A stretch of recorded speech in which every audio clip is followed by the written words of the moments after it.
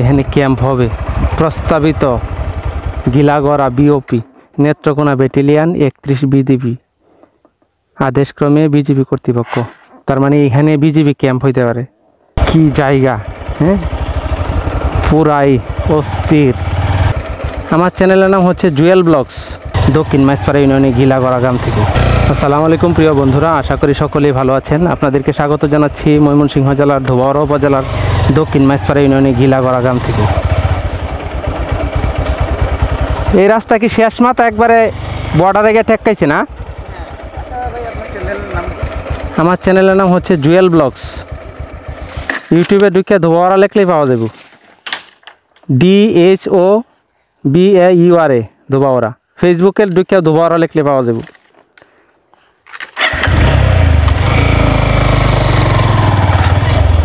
এখানে কয়েকজন গারো ছেলে কাজ করতেছে, গারো আদিবাসী। কি জায়গা, হ্যাঁ, পুরাই অস্থির অস্থির জায়গা, কত সুন্দর। এই যে একটা ক্ষেত আছে, এখানে কারেন্টের পিলারও আছে। এই ক্ষেতে একটা বাড়ি করলে অনেক সুন্দর হইতো। এই যে একটা বাড়ি, এই বাড়িতে কি মানুষ থাকে মনে হয়।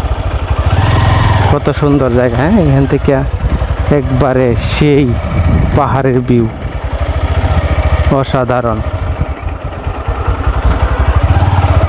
ও এখানে ক্যাম্প হবে। প্রস্তাবিত Gilagara BOP Netrakona battalion 31 BGB আদেশক্রমে বিজিবি কর্তৃপক্ষ। তার মানে এখানে বিজিবি ক্যাম্প হইতে পারে না। আর দাঁড়ানোর সময় নাই, আবার সৌন্দর্য দেখা শুরু করব নামাজের পরে। নামাজের সময় হয়ে গেছে, খুব দ্রুত গতিতে মসজিদে চলে যাই। মসজিদে গিয়ে নামাজ আদায় করি, তারপর হচ্ছে আবার ঘোরাগাড়ি স্টার্ট করব। এই রাস্তাটা অনেক, মানে এই রাস্তা যে লিক, এটা লিক বলে গ্রামের ভাষায়। এই লিকের ভিতর দিয়ে বাইক চালানো কঠিন বিষয়। যারা চালায় অভ্যাস নাই তারা হচ্ছে চালাইতে পারবে না। আমরা তো গ্রামের মানুষ, ছোটো থেকে গ্রামে সাইকেল চালায় বড় হয়েছি, এই জন্য আমরা লিক দিয়ে সাইকেল চালাইতে পারি, মানে বাইক চালাইতে পারি। কিন্তু যারা শহরে বড় হয়েছে তারা হচ্ছে এইসব রাস্তা দিয়ে বাইক চালানো খুব কঠিন, বা সাইকেল চালানো কঠিন। একটু দ্রুত গতিতে আমার যাওয়া লাগবে।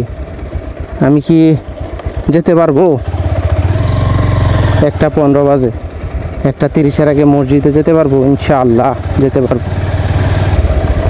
আমি যাচ্ছি রানীপুর গ্রাম এবং গিলাগড়া গ্রামের মাঝখান দিয়ে।